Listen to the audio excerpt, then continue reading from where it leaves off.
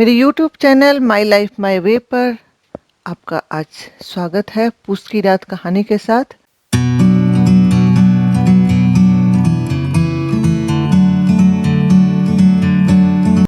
यह प्रेमचंद की एक काफ़ी मशहूर कहानी है और यह अपना काफ़ी प्रभाव छोड़ती है पढ़ने वाले के ऊपर। तो आइए हम पढ़ते हैं कहानी पूस की रात।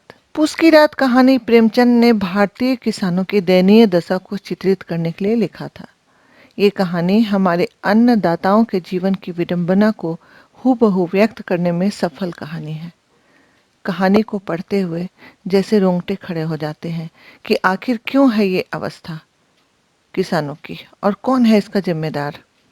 एक सवाल और भी उभरता है कि कब होगा बदलाव इनके जीवन में, कब रुकेगी इनकी आत्महत्या का सिलसिला। ये सारे सवाल खड़े हो जाते हैं हमारे सामने यह कहानी पढ़ते हुए, क्योंकि आज भी पूस की रात का हल्कू हमारे देश में मौजूद है। आइए हम पढ़ते हैं अब कहानी पूस की रात। हल्कू जो एक किसान है, उसने बड़े संभाल कर कुछ पैसे रखे हैं कि इस जाड़े में मैं एक कंबल खरीदूंगा, क्योंकि खेतों में जाड़े की रात में उसे बिना कंबल के ही सोना पड़ता है खेतों की रखवाली करने के लिए। लेकिन महाजन जिससे उसने कर्ज लिया था वह आकर खड़ा हो जाता है और किसी भी कीमत पर वह पैसे लिए बगैर जाने को तैयार नहीं होता। तब हल्कू अपनी पत्नी से कहता है कि लाओ, जो रुपए रखे हैं उसे दे दूं। सहना जो महाजन है वह आया है। मुन्नी जो उसकी पत्नी है वह झाड़ू लगा रही है। वह कहती है, 3 ही तो रुपए हैं, दे दोगे तो कंबल कहाँ से आवेगा। माघ पूस की रात खेत में कैसे कटेगी। उससे कह दो फसल पर रुपए दे देंगे। हल्कू जो खुद भी ऐसे ही आस पर पैसे जमा करके रखा था, वह असमंजस की अवस्था में खड़ा रह जाता है। एक तरफ पत्नी का इनकार और दूसरी तरफ महाजन की जो गाली का डर। लेकिन फिर सहना मानेगा नहीं और घुड़कियां जमावेगा और गालियां देगा, यह वह सोचने लगता है। यहाँ वह जाड़े की ठंड के मुकाबले में सहना की गालियां ज्यादा असहनशील महसूस करता है और पत्नी के सामने आकर खड़ा हो जाता है और कहता है, ला पैसे दे, गला तो छूटे, कंबल के लिए दूसरा उपाय सोचूंगा। ये बात उसने इस समय आई बला को टालने के लिए बोला था। इस बात पर मुन्नी ने अपना रोष प्रकट किया और ये जाहिर कर दिया कि दूसरा कोई उपाय नहीं हो सकता, क्योंकि एक किसान कहाँ से पैसे इकट्ठे करेगा। वह जानती थी यह बात। उसने कहा, जरा सुनो, कौन उपाय करोगे। कोई खैरा दे देगा कंबल। जाने कैसा कर्ज है कि चुकने को ही नहीं आता। यहाँ उसकी झुंझलाहट है कि उसकी अवस्था में कोई परिवर्तन नहीं होने वाला है। वह आगे कहती है, खेती क्यों नहीं छोड़ देती, ऐसे खेती से बाज आए, मर मर कर खेती करो और जब फसल हो तो सब महाजन ले जाए। ऐसी खेती से तो मजूरी अच्छी है। मैं रुपए न दूंगी, किसी भी हाल में न दूंगी। हल्कू उदास होकर कहता है, तो क्या गालियां खाऊं। मुन्नी तड़प कर बोली, गालियां क्यों देगा, क्या उसका राज है। मगर यह कहने के साथ उसकी भौहें ढीली पड़ गई, क्योंकि हल्कू के उस वाक्य में जो कठोर सत्य था वह मानो वह एक भीषण जंतु की भांति उसे घूर रहा था। उसकी भौहें ढीली पड़ गई, वह सहम गई और उसने रुपए लाए और हल्कू के हाथ पर रख दिए और बोली, तुम छोड़ दो अब किसी खेती, मजूरी में 2 रोटी सुख से खाने को तो मिलेगा, किसी की धौंस तो न सहनी पड़ेगी। खेती में तो मजूरी करके लाओ, वो फिर उसी में फिर से झोंक दो और उस पर से धौंस सहो वो अलग। हल्कू ने रुपए लिए और इस तरह बाहर चला गया मानो अपना हृदय निकाल कर देने जा रहा हो। उसने मजूरी के एक एक पैसे काट कपट कर 3 रुपए कंबल के लिए जमा किए थे। वह आज उसके हाथों से निकली जा रही थी।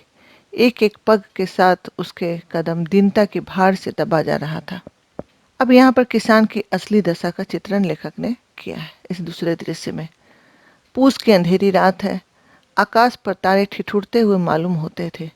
हल्कू अपने खेत के किनारे ऊख के पत्तों की एक छतरी के नीचे बांस के खटोले पर अपनी पुरानी गाढ़े की चादर ओढ़े कांप रहा था। खाट के नीचे उसका संगी कुत्ता पेट में मुंह डाले सर्दी से कूं कूं कर रहा था, पर दोनों में से एक को भी नींद नहीं आ रही थी। हल्कू ने घुटनियों को गर्दन में चिपकाते हुए कहा, क्यों जबरा, जाड़ा लगता है।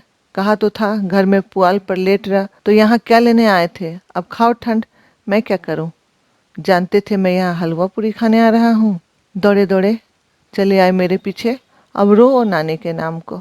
जबरा, ने पड़े पड़े दुम हिलाई और कू कू को दीर्घ बनाता हुआ एक बार जम्हाई लेकर चुप हो गया। उसकी श्वान बुद्धि ने शायद ताड़ लिया था कि स्वामी को मेरी कू कू से नींद नहीं आ रही है।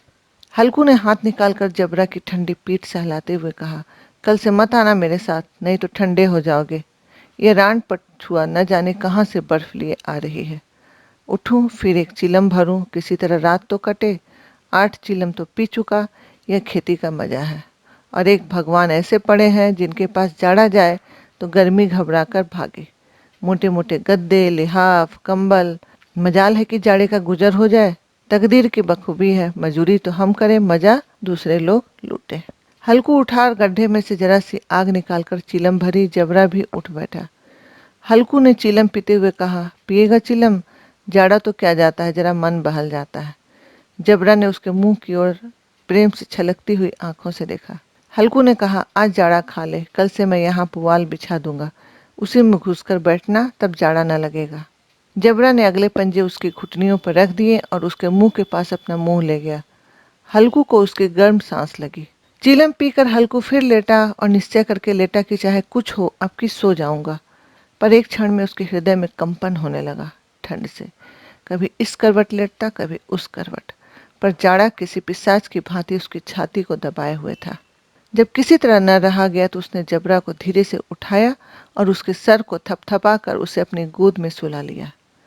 कुत्ते की देह से न जाने कैसी दुर्गंध आ रही थी, पर वह उसे अपनी गोद से चिपकाए हुए ऐसे सुख का अनुभव कर रहा था जो इधर महीनों से उसे न मिला था। जबरा शायद समझ रहा था कि स्वर्ग यही है, और हल्कू की पवित्र आत्मा में तो उस कुत्ते के प्रति घृणा की गंध तक न थी।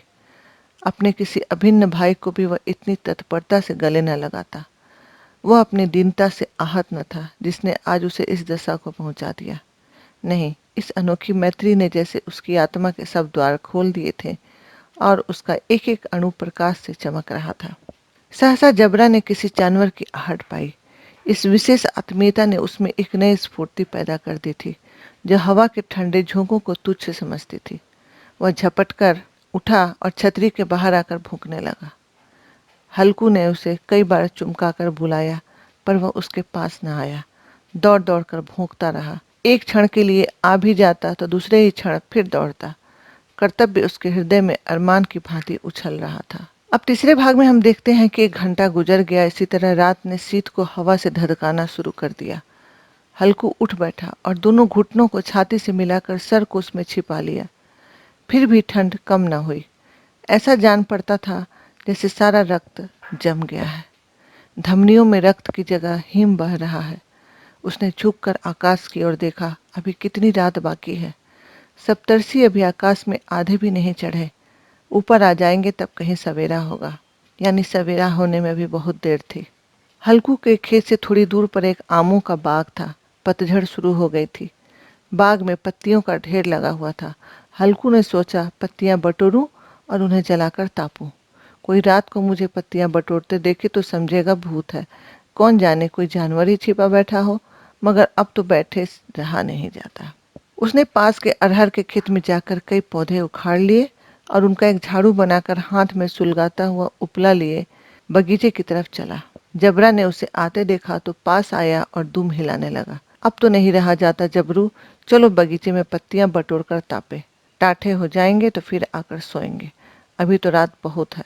जबरा ने कू कू करके सहमति प्रकट की और आगे आगे बगीचे की ओर चला। बगीचे में खूब अंधेरा छाया हुआ था और अंधकार में निर्दय पवन पत्तियों को कुचलता हुआ चला जाता था। वृक्षों से ओस की बूंदें टप टप नीचे टपक रही थी। एकाएक एक झोंका मेहंदी के फूलों की खुशबू लिए हुए आया। हल्कू ने कहा, कैसी अच्छी महक आई जबरू, तुम्हारी नाक में भी सुगंध आ रही है। जबरा को जमीन पर कहीं एक हड्डी मिल गई थी, उसे चिचोर रहा था। हल्कू ने आग जमीन पर रख दी और पत्तियां बटोरने लगा। जरा देर में पत्तियों का एक ढेर लग गया। हाथ ठिठुरे जाते थे, नंगे पांव गले जाते थे और पत्तियों का पहाड़ खड़ा कर रहा था। इसी अलाव में वह ठंड को जलाकर आज भस्म कर देगा। थोड़ी देर में अलाव जल उठा। उसकी लौ ऊपर वाले वृक्षों की पत्तियों को छू छू कर भागने लगी। उस अस्थिर प्रकाश में बगीचे के विशाल वृक्ष ऐसे मालूम होते थे मानो उस अथाह अंधकार को अपने सिरों पर संभाले हुए हों। अंधकार के उस अनंत सागर में यह प्रकाश एक नौका के समान हिलता मचलता हुआ जान पड़ता था। हल्कू अलाव के सामने बैठा आग ताप रहा था। एक क्षण में उसने दोहर उतार कर बगल में दबा ली और दोनों पांव फैला दिए, मानो ठंड को ललकार रहा हो। तेरे जी में जो आए सो कर। ठंड की असीम शक्ति पर विजय पाकर वह विजय गर्व को हृदय में छिपा न सकता था। उसने जबरा से कहा, क्यों जब्बार, अब ठंड नहीं लग रही है? जब्बर ने कू कू करके मानो कहा, अब क्या ठंड लगती ही रहेगी? पहले से यह उपाय न सूझा? नहीं तो इतनी ठंड क्यों सहते? जबरा ने पूंछ हिलाई। अच्छा लाओ, इस अलाव को कूद कर पार करें, देखे कौन निकल जाता है। अगर जल गए तो बच्चा मैं दवा न करूंगा। हल्कू को आग की गर्मी ने जैसे एक उत्साह का उसमें संचार कर दिया था, और यह कहता हुआ हल्कू उछला और अलाव के ऊपर से साफ निकल गया। जबरा आग के किनारे से घूमकर उसके पास आकर खड़ा हो गया। हल्कू ने फिर जबरा से कहा, चलो चलो ऊपर से कूद कर जाओ, और ये कहते हुए वह फिर कूदा और अलाव के इस पर आ गया। अब हम देखते हैं चौथा दृश्य। पत्तियां जल चुकी थी, बगीचे में फिर अंधेरा छा गया। हल्कू ने फिर चादर ओढ़ ली और गर्म राख के पास बैठकर एक गीत गुनगुनाने लगा। उसके बदन में गर्मी से फुर्ती आ गई थी, मगर ज्यों-ज्यों ठंड बढ़ रही थी, उसे फिर से आलस्य ने घेर लिया।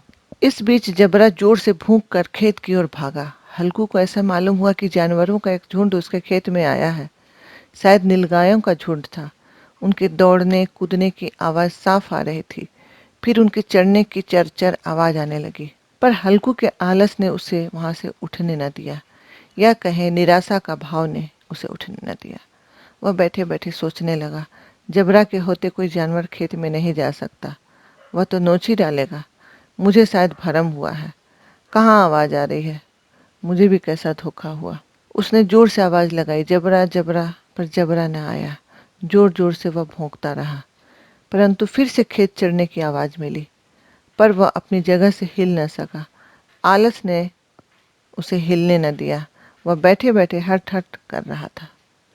जबरा भूख रहा था, जानवर खेत चर रहे थे, अच्छी फसल तैयार हुई थी, पर ये दुष्ट जानवर उसका सर्वनाश कर डाल रहे थे। उसके दुश्मन अनेक हैं। एक के साथ वह लड़ सकता है, लेकिन कितनों के साथ वह कितना लड़े। एक तरफ हल्कू महाजन के अत्याचार का शिकार है, दूसरी तरफ ठंड की मार और गरीबी, और उसके बाद ये जानवर, ये पशु। एक बार की तो हल्कू ने पक्का इरादा करके उठने की सोची। 2-3 कदम चला, पर फिर ठंडी हवा का झोंका पाकर फिर आग के पास आकर बैठ गया और आग की गर्मी कुरेदकर अपने देह को गरमाने लगा। जबरा गला फाड़ रहा था, नीलगाय खेत चर रही थी और हल्कू आग के पास शांत भाव से बैठा हुआ था। उत्साहहीनता ने उसे अकर्मण्य बना दिया था और वही राख के पास चद्दर उड़कर अब वह सो गया। सवेरे जब उसकी नींद खुली, चारों तरफ धूप फैल गई थी। मुन्नी कह रही थी, तुम यहाँ आकर रम गए, उधर सारा खेत चौपट हो गया। हल्कू ने उठकर कहा, क्या तू खेत से होकर आ रही है? मुन्नी बोली, हाँ, सारे खेत का सर्वनाश हो गया है। भला ऐसे कोई सोता है? तुम्हारे यहाँ मरैया डालने से क्या हुआ? हल्कू ने बहाना किया, कहा, मैं मरते मरते बचा, तुझे अपने खेत की पड़ी है। पेट में ऐसा दर्द हुआ कि मैं ही जानता हूँ। उसके बाद दोनों खेत के पास आए। देखा खेत पूरा रौंदा हुआ है और जबरा मरैया के नीचे चित्त लेटा हुआ है, मानो प्राण ही न हो उसके शरीर में। दोनों खेत देख रहे थे। मुन्नी उदास थी, पर हल्कू प्रसन्न था। मुन्नी ने कहा, अब मजूरी करके मालगुजारी करनी पड़ेगी। हल्कू ने प्रसन्न मुख से कहा, रात की ठंड में सोना तो नहीं पड़ेगा। इस कहानी को पढ़ के हमें किसान की निराशावादिता का पता चलता है, और इसका जिम्मेवार हमारा समाज है, जो उन पर अत्याचार किए जाता है।